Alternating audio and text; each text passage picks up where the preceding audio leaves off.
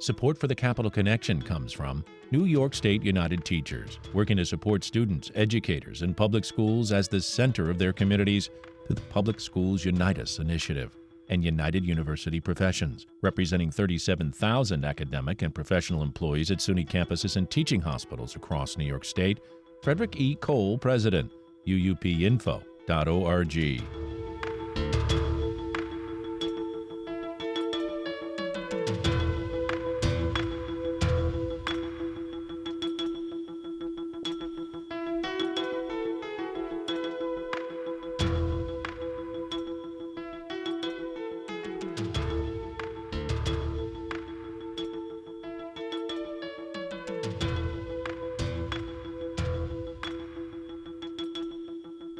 It's the Capital Connection. This week we're joined by Liz Krueger. She is a Democrat from the east side of Manhattan, the 28th District, and it's always a pleasure to sit down and have a serious conversation about the issues of New York State. Welcome back to the Capital Connection, Senator Krueger. Thank you very much. Nice to be here with you.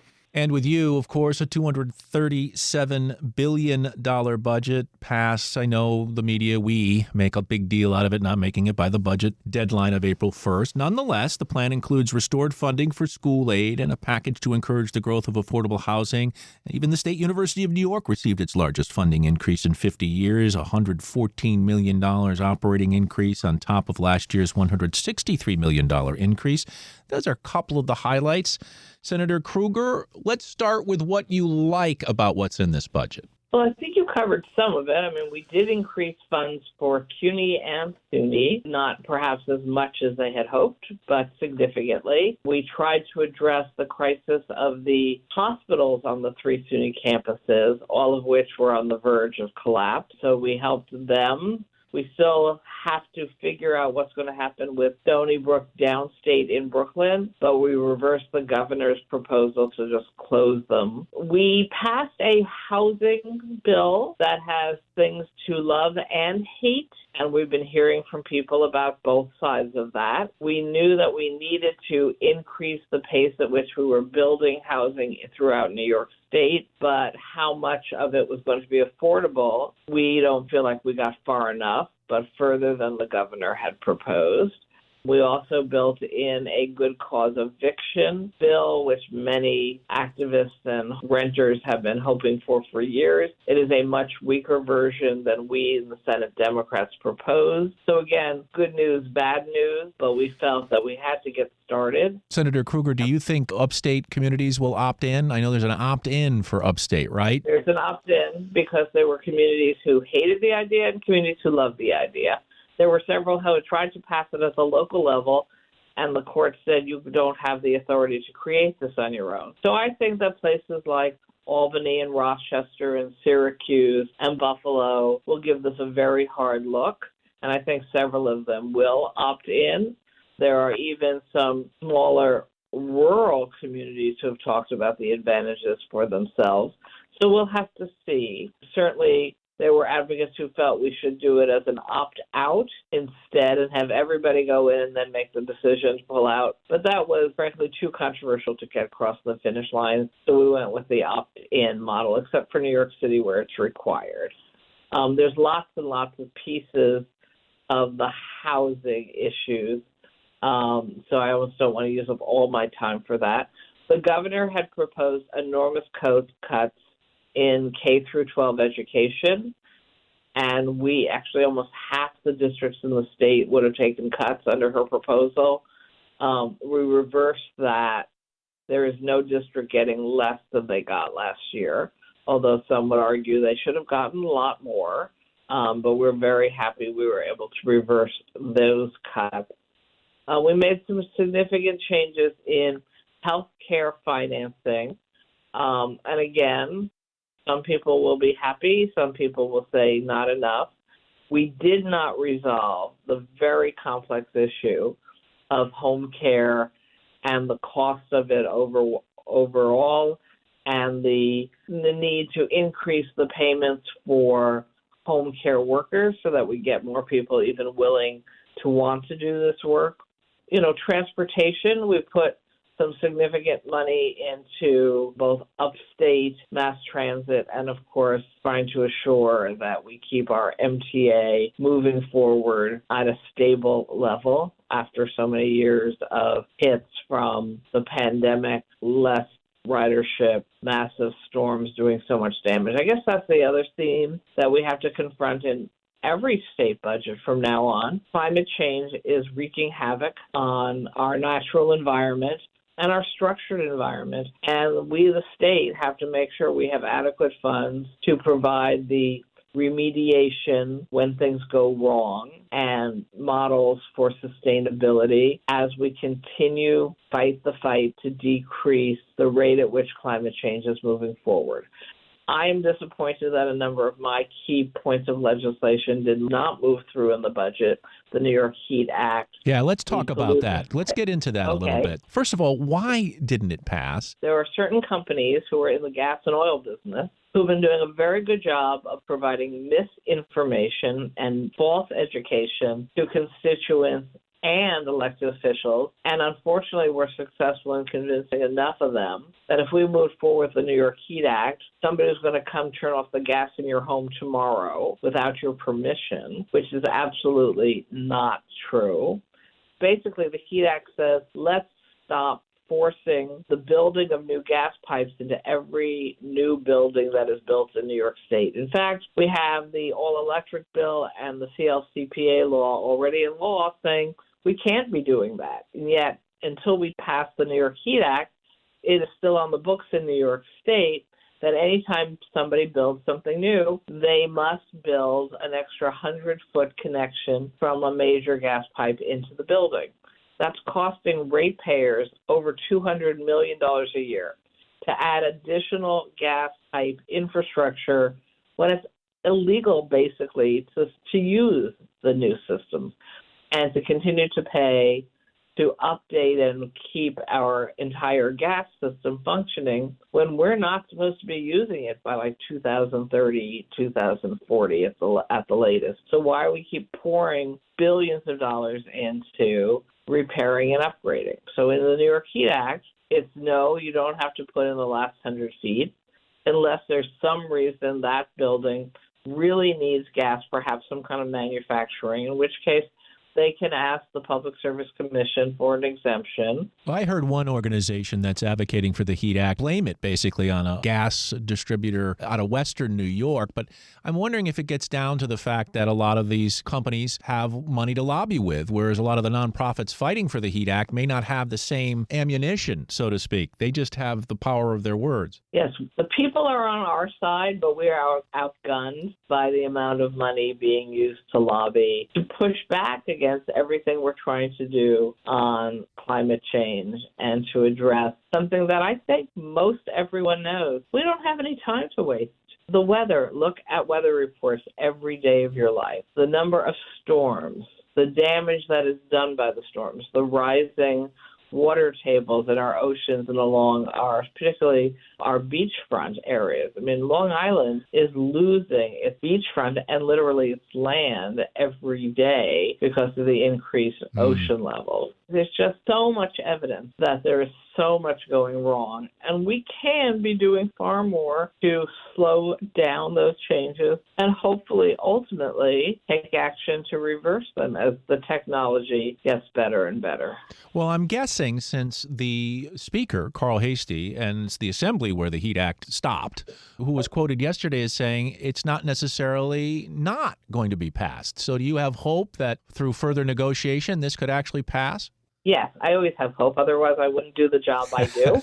And he is correct. We still have time during the remainder of this session to pass the bill in both houses. We've passed it in the Senate, but if the Assembly has specific modifications that we think are, in fact, reasonable, I am more than happy to work with them on making changes. Pat Fahey, who's the sponsor of the bill in the Assembly, has been a terrific partner here. I know she wants to get this passed. So, yes, not getting it in the budget doesn't mean it doesn't get done. Let's talk about education and hold harmless. Now, that was a big sticking point. The governor wanted to remove that provision, which would have taken away the ability of all school districts to get a raise, in fact, for each year's budget. However, it still hasn't solved how we fund the schools equitably, right?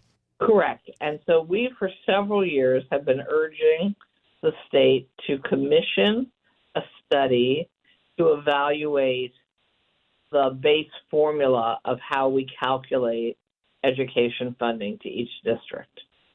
And up until this year, the governor fought us on that and would not support the creation of such a commission. In this year's budget, happily, we do have an agreement to get this done, and to get it done, I believe, by the end of this year, so that when we go into next year's budget discussions, hopefully we will have a new model for formulas to calculate what school districts need. That doesn't mean we're going to be able to give them everything they want, but I think it's really important to understand that the formula we have been working off of, I think, is from before 2007. A lot of things have changed since then. The percentage of non-English speakers who come into our schools in certain areas has changed dramatically. The mental illness issues for children have changed dramatically. Where we're getting our teachers from and how they're getting the skill sets they need to work in our schools has changed dramatically. And so we think, and we've been making this position clear for several years, the Senate Democrats, that we need experts to come in and evaluate how we take the pot of money for schools and distribute it in a rational way that addresses the actual needs of the school districts. Some school districts have lost a lot of children, no doubt about it. Some have grown. When you're in rural New York State, even if your school districts have been losing children, the geography of distance between schools is so enormous that to simply say, well, send your kids on to a school that's further away, where the school that's further away might be an hour and a half, is not a realistic analysis. But then when you look at urban areas, the number of children coming into our schools who don't speak or read English, even if they're coming in, later than the first couple of grades, has grown significantly, not just in New York City, but around the state. We need to factor that in. We need to factor in the impact of technology and education, because nobody was talking about using technology to help in education, 35 years ago. I know people who are very young don't believe that's true, but remember how computers were so exciting we didn't know what they were? Now, we both remember before there were computers. I remember doing my master's thesis on an electric typewriter, thinking I was going to kill myself. I did mine as well. I mean, I took senior typing on those old clunky typewriters. Exactly. And carbon paper, because there were no such things as copier machines. So you would use carbon paper and electric typewriters. Oh, my goodness. Students of mine would look at me like I had three heads if I said, get the carbon paper. Exactly. But, there's just so many changes in how we should be educating our children and what skills they need and what the best models are, that, of course, we should be taking a hard look and asking questions. So hopefully this commission will be working with the regions, with stakeholders. I believe it will be coordinated through the Rockefeller Institute, which is the policy institute for SUNY. And let's see if we can actually come up with a better, more equitable formula for education funding starting in next year's budget. All right, now let's go to an issue that has ruffled many feathers, especially on the Republican side of the aisle in New York, and that's the issue of migrants. Immigrants, they've been sent all over the country by Republican governors to Democratic states. We've seen that happening. And the state of New York, specifically New York City, has had trouble dealing with the influx of migrants. I believe the governor included, $4 billion in the budget to deal with migrants? But of course, this all really hinges on what the federal government does, doesn't it? Of course it does. Actually, we put $2.4 billion in 2.4 for billion. migrants from the state budget. I think the mayor was projecting, more than $5 billion expense for the city, although he keeps changing his numbers, so I'm not sure what they are now. And yes, my Republican colleagues were extremely critical over and over and over again of New York City specifically, as if we caused all these problems. But of course, immigration policy is exclusively federal territory, and migrants have always come into this country in search of more opportunities for themselves and their families and safety from wherever they're fleeing, because usually they are fleeing a dangerous situation for themselves and their families, and they come to America in hopes of a better life, because that's exactly what my grandparents did, and pretty much everybody's grandparents or great-grandparents or great-great-grandparents. That is the history of this country, and really the history of New York State. So I'm quite aggravated that somehow my Republican colleagues think this is only an issue for Democrats, this is only an issue because the New York City, this is a issue for the country. And when people come to the state, it's an issue for the entire state. And it's not nuanced, right? It's never nuanced. And the idea that asylum seekers, they're not here illegally. They're not illegal immigrants. Well, they continue to argue that wasn't correct. They kept talking about them as illegals. We kept trying to clarify what the definition is of a migrant or an asylee, and that one of the top goals of the city of New York when they arrive is to start the process of paperwork so that they can move through a process at the federal level that will hopefully allow them to get working papers and even start their process into legalization, or if the federal government determines deportation. But really a top priority for all of us should be helping people get their working papers, because guess what? We have jobs that need workers all over the state. There's been research done showing we can absorb these people successfully into our economy, but only if we can get them the paperwork so that they can be hired legally. And then what does the research shows? When people come here from wherever, whenever, and they're actually allowed to work legally, they absorb into our economy quite quickly, and they become taxpayers and good citizens. And even upstate Republican cities have had enormous success having migrant populations come and repopulate their underpopulated cities and start up new models of economies. And, it's politics in a brutal format of somehow they were describing them all as criminals, not true. Describing them all as having no reason to be here, not true. Causing chaos, not true. It is true that there's a lot of migrants coming all at once to the city of New York, and it has been a bit overwhelming, particularly because, of course, we have a housing shortage, right, particularly affordable housing. And so it would be great if the rest of the state took on their responsibility for a share of the burden as well.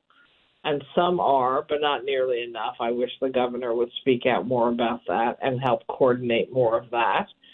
I was even reading on the floor of the Senate the descriptions of how New York State was one of the only states in the country ever to pass a law to deport immigrants. And that were the Irish in 1850.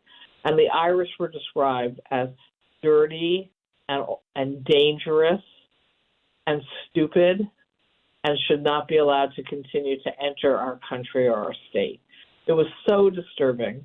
And then, of course, in the 1920, the federal government outlawed Italians from entering this country because, quote unquote, they were all criminals. And of course, earlier still, we had the federal government cut off populations from China coming because we thought there were too many of them. You would think we would learn our lessons in this country based on our own history, and yet the hostility was so extreme and so out of proportion to what the reality is. Well, let's talk about a first in this legislative session.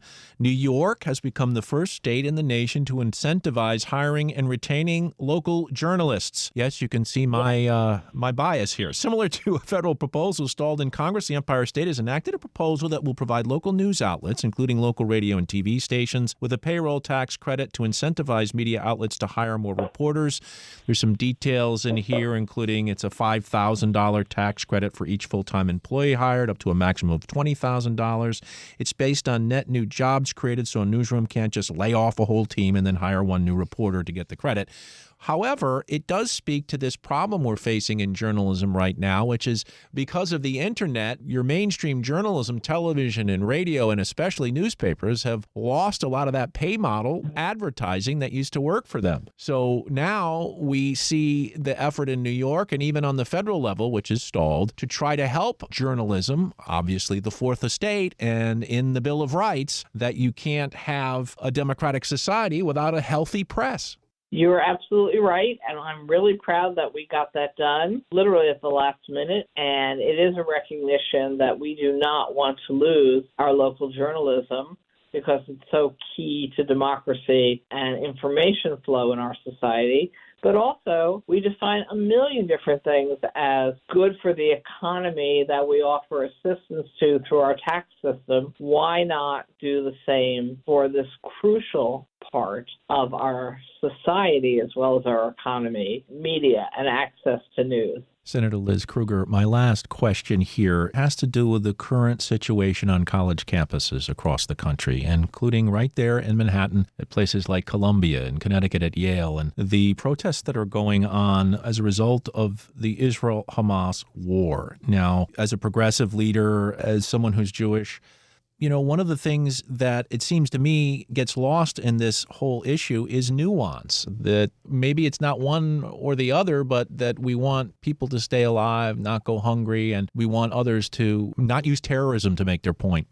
It's such a difficult and painful issue. And depending on who you talk to, you get completely different answers. So why they're doing what they're doing and what is actually happening. I'm not one who believes we should be firing every college president, and I'm not one who believes we should be throwing every student out of school because they protest some policies either of the school or of U.S. government. And yet I also see and hear, even from my own family members who are still on college campuses, the fear that sometimes comes through with threats of violence. And some of it you just go, really? For example, I think Columbia, probably NYU also has groups, Queers for Hamas. Just for the record, if you're queer, Hamas is going to kill you within the first 5 seconds. So I don't really understand the correlation between the support. But you're seeing people coming from every imaginable perspective on this. And of course, college students, by definition, have been outspoken protesters of different issues in this country, certainly my whole life, and I think longer than that. But it doesn't change the fact that the strife, it's become impossible in some places for students to feel safe going to classes, for faculty to feel safe teaching. We can't forget the fundamental right to freedom of speech and academic independence. I feel very strongly about that. My husband's a retired college professor, but I know when I was speaking at my family Seder a couple of nights ago, I was asked to say something because there was so much tension, frankly, between different people in the same family in the Jewish community.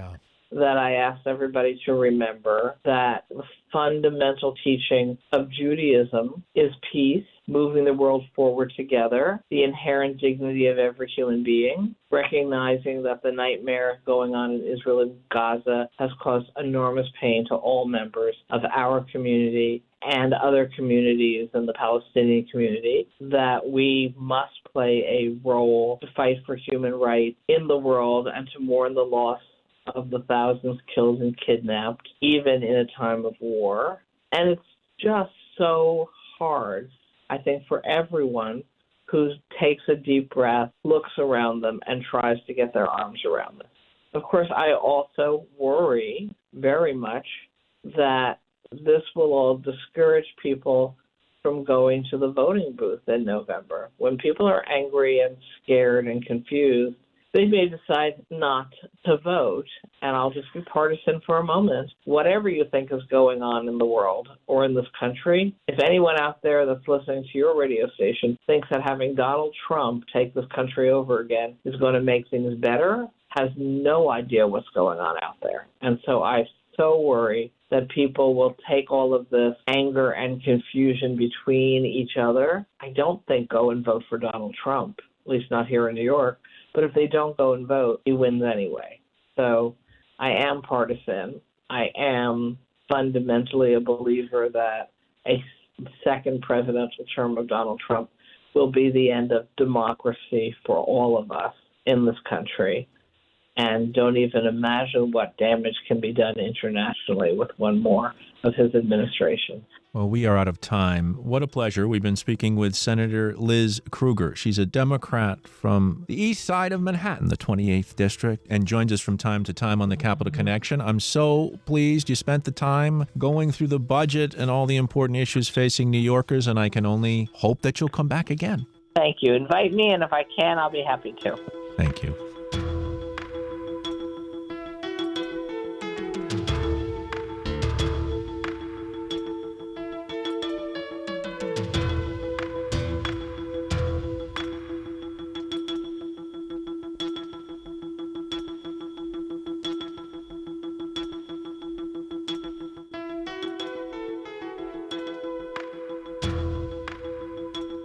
The Capital Connection is a production of WAMC Northeast Public Radio. You can listen to The Capital Connection anytime at WAMCpodcast.org or anywhere you get your podcast. And join us again next week at this same time for another political conversation.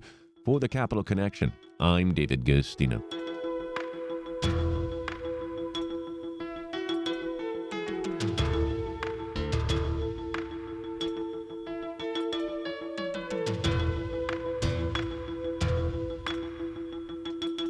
Support for the Capital Connection comes from New York State United Teachers, working to support students, educators, and public schools as the center of their communities through the Public Schools Unite Us initiative.